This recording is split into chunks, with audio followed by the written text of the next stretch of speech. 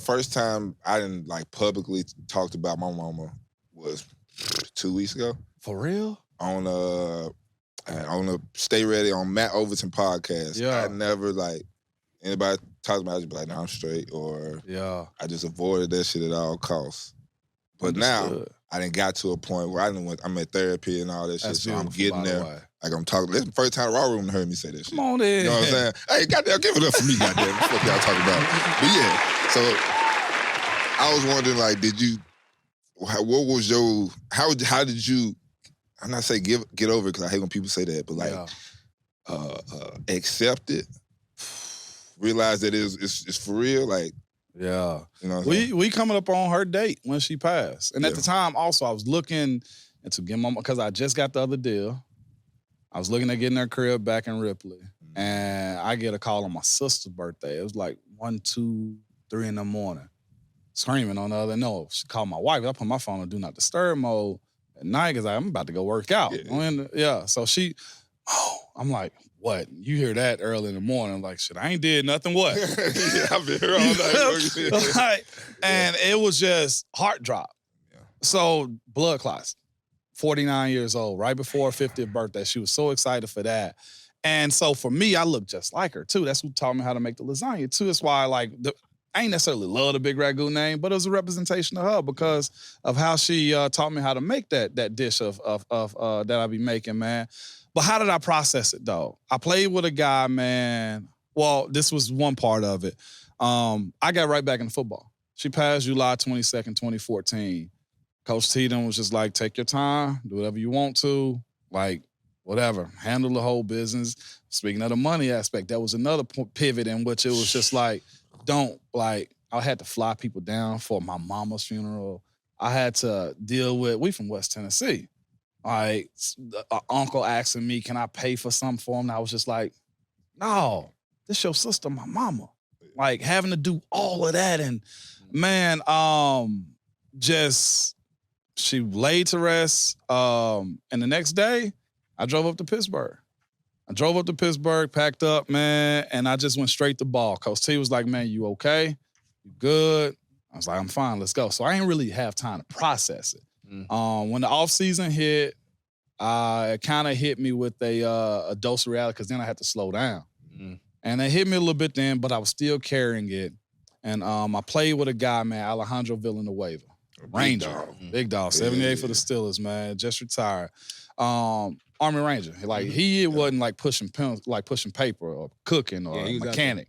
He was really out there. So he's seen a lot of death in his hands. Like, a lot of death. We had to go carry flags. And his perspective, because he's actually Spanish and world travel, and I'm sitting there and we was talking about her, and he ain't said disrespectfully or nothing like that, but it kind of helped me push through. He was like, Mo, I know it's very traumatic for you, man. This is within context. He was like, I know it's very traumatic for you. He was like, but if you in this position to where you don't necessarily process this and kind of move forward with it, then you'll never go. He was like, if you look around the world is still moving. Like, you can stay still or you can continue to be happy in what you did with her because he's seen death, so you know how to process it a little bit more. And I never had nobody that close as an adult die too. And it just really brought it into perspective. So it kind of helped me grow a little bit more that, look, you got to continue to live too. And I learned to embrace it. And I'll be real with you. After that point, I was able to kind of cry a little bit too. Like, that's what I'm I not wish a crier. I did. That's what I wish I did. I ain't gonna cry about this shit. I did at the funeral. Yep, that's whole time. I had some shades on too. And I shut it. Yep. I just shut it. And when I had that conversation with him, like, I'd be driving home from practice and I'd talk to her, you know what I'm saying? Or say my piece. And it was some days like, I just cry. Like, and because them emotions that hit me enough to where it was just like, all right, man, like 49, I had already had plans to buy a crib and you know what I'm saying? Like, it was a lot of stuff that was in motion for her she didn't know about. And to die, like, blood clots, it was really just hard to kind of process. So that being the case and having that conversation, and I'll say this too, in that position of having to deal with that type of death though, I actually have helped guide a bunch of other guys that's gone through similar situations. Right. And that was something that, like I said, I always put stuff into perspective, the mental side of it. Whereas I looked at it as like, yeah, I'm gonna be a little down, but this process is probably gonna help somebody else. And I probably help more guys and dealing and mourning with that, yeah. than I probably, wish I hadn't have, just being real. That process helped a lot of other guys. Yeah. I haven't dealt with it, face to face. I have close friends that have, obviously, Bates. I was there, with him and my wife, actually. Yeah.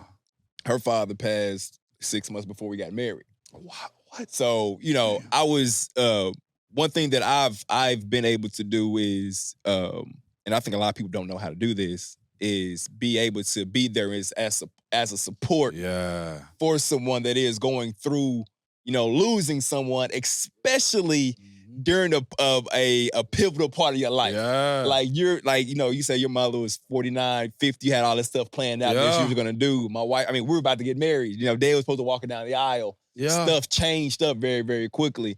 And one thing that I've realized, even talking to my boy Bates, my cousin, I've been in this situation now to where I'm like, look, people ask all the time, well, what do you say? Yeah. Because I've had a conversation with Bates, and it's just some people just don't even know what to say when you are in those situations. Yeah. And one thing I would tell anyone that is dealing with this right now, I was just at the funeral Sunday, man. I was literally just at one Saturday, Sunday. Yeah. I would tell people two things. Which is crazy about like your uncle, whatever. Don't ask what you need from a person during that time. Always ask what they need from you. Mm-hmm. That's the most important thing you can do. Yeah. Is just be there. Is there anything that you need right now? Yep. Be it physical, mental, a conversation, a phone call. Make yourself available and give the people the space they need. At the same time, it's like, no, I don't. That's not what I need. But I don't know. I don't even know what I need. Leave the door open for it because you don't. Well, At least leave the door open. Yeah, you feel me? Leave the door open and like, hey, look, if there's something that you do want to divulge in, let's have a conversation. Because one thing that I'm trying to work on myself is, it's funny that you talking about crying. I was talking to my little brother about crying the other day. And man, for real, I can't remember the last time I really just cried. Yeah. Right. And I know, I'm dealing currently with some pretty traumatic stuff that came up from my childhood way back when. Yeah. That I'm trying to process. Mm-hmm. And that whole thing of just being able to just release that. Yeah. Release this energy I got in the form of tears, it'll probably make you feel a little bit better. Yeah. Eventually, but it does. Thanks for sharing that. Yeah, man. I was just gonna say, me going through it, didn't understand it.